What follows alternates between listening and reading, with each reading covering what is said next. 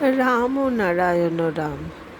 ঠাকুর বলেছেন, মানুষের বহু রকম সেবা আছে, কিন্তু সবচেয়ে বড় সেবা হলো প্রকৃতির বেদ, প্রকৃতির তত্ত্ব পরিবেশন করা। এই তত্ত্ব যে যত বেশি স্পষ্ট করে পরিবেশন করতে পারবে, তত বেশি তার মূল্য। গোদান থেকে আরম্ভ করে লাপসি বিতরণ, কম্বল বা বস্ত্র বিতরণ, অন্ন বিতরণ, দেশের ও দশের সেবা, সব সেবারই মূল্য আছে। কিন্তু এখানকার সেবা এখানেই শেষ। সেবা তো এখানে হাজার রকমের আছে। কেন জন্ম হলো, কোথা থেকে কিভাবে এলাম, কোথায় যাব, এই যাওয়া আসার মাঝখানেই বা কী হবে, কি আমাদের করণীয়, এই সেবা আজ পর্যন্ত কেউ ঠিকমতো পরিবেশন করে যেতে পারেনি। সেবা হলো আত্মতৃপ্তি। আমি 10,000 কম্বল বিতরণ করলাম, বস্ত্র বিতরণ করলাম, কত স্কুল, কলেজ ও হাসপাতাল স্থাপন করলাম। এখানে থাকতে গেলে সবটাই দরকার, কিন্তু পরবর্তী ফলাফলটা তো দেখা দরকার। এখানকার সেবাগুলো সবই সাময়িক। রোগীর সেবা ভালোভাবে হলে তবেই হাসপাতালের সার্থকতা, তা না হলে সবই গেল।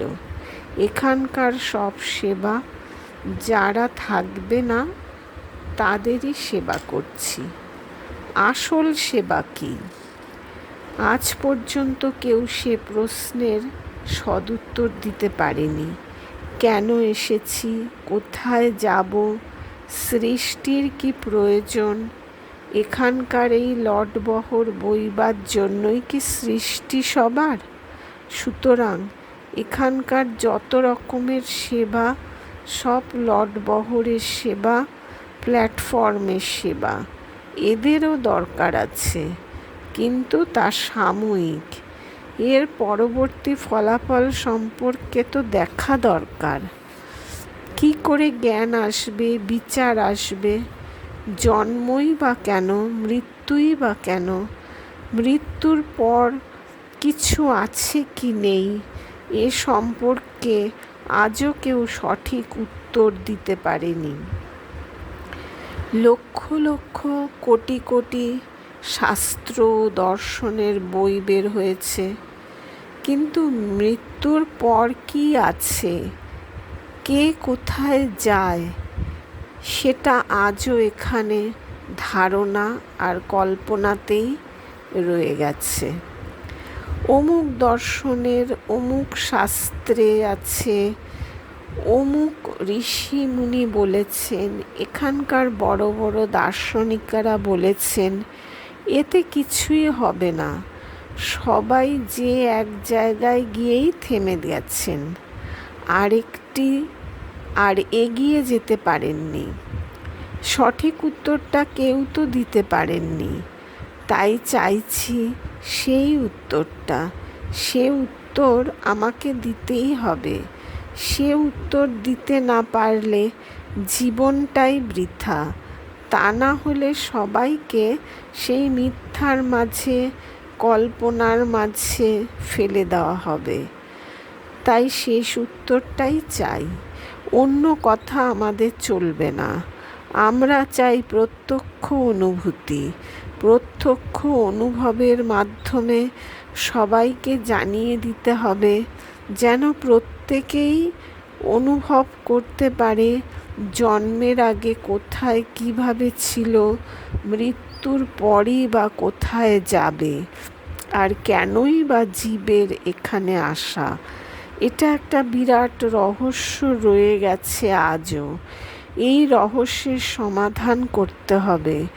সকল বৃত্তান্ত খোলাখুলিভাবে জীবজগৎকে সবাই অবগত করতে হবে।